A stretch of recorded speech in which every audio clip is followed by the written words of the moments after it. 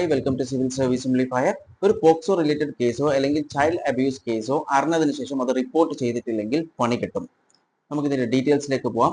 POCSO ആക്ടിൽ പറഞ്ഞിട്ടുണ്ട് POCSO related കേസസോ അല്ലെങ്കിൽ child abuse കേസസിനെ കുറിച്ചോ അറിഞ്ഞതിന് ശേഷം അത് റിപ്പോർട്ട് ചെയ്തിട്ടില്ലെങ്കിൽ, മെയിൻലി നെയ്ബേഴ്സ് അല്ലെങ്കിൽ നാട്ടുകാർ അവരൊന്നും റിപ്പോർട്ട് ചെയ്തിട്ടില്ലെങ്കിൽ 6 മാസം വരെ അവർക്ക് ജയിൽ ശിക്ഷ അനുഭവിക്കേണ്ടി വരും.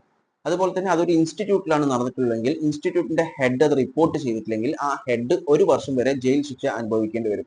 ഇനി പബ്ലിക് സർവന്റിന്റെ കാര്യം എടുത്തു കഴിഞ്ഞാൽ പബ്ലിക് സർവന്റിന് ഒരു സേഫ്റ്റി ഉണ്ട്. അതായത് BNSS സെക്ഷൻ 218 പ്രകാരം ഇവരെ പ്രോസിക്യൂട്ട് ചെയ്യണമെന്നുണ്ടെങ്കിൽ ഗവൺമെന്റിന്റെ പ്രയർ പെർമിഷൻ വേണം. എന്നാൽ കേരള ഹൈക്കോടതി ഇപ്പോൾ പറഞ്ഞിട്ടുള്ളത് ഇവരെ പ്രോസിക്യൂട്ട് ചെയ്യാൻ വേണ്ടി, അതായത് പോക്സോ ആക്ടിൽ പറഞ്ഞിട്ടുള്ള പോക്സോ റിലേറ്റഡ് ആയിട്ടുള്ള കേസസ് റിപ്പോർട്ട് ചെയ്യാത്തതിന് ഇവരെ പ്രോസിക്യൂട്ട് ചെയ്യാൻ വേണ്ടി ഗവൺമെന്റിന്റെ പ്രയർ പെർമിഷൻ വേണ്ട എന്നാണ് കേരള ഹൈക്കോടതി പറഞ്ഞത്. കാരണം പറഞ്ഞിട്ടുള്ളത് ഈ ഒരു കാര്യം ചെയ്യേണ്ടത് പ്രൈവറ്റ് കപ്പാസിറ്റിയിലാണ് ചെയ്യേണ്ടത്, അല്ലാണ്ട് പബ്ലിക് ഒഫീഷ്യൽ എന്ന ഒരു കാര്യം ഇതിൽ പറയേണ്ട ആവശ്യമില്ല. ഓരോ ആൾക്കാരുടെ പ്രൈവറ്റ് ആയിട്ടുള്ള കപ്പാസിറ്റിയിലാണ് ഈ ഒരു കാര്യം റിപ്പോർട്ട് ചെയ്യേണ്ടത് എന്നാണ് കേരള ഹൈക്കോടതി പറഞ്ഞത്.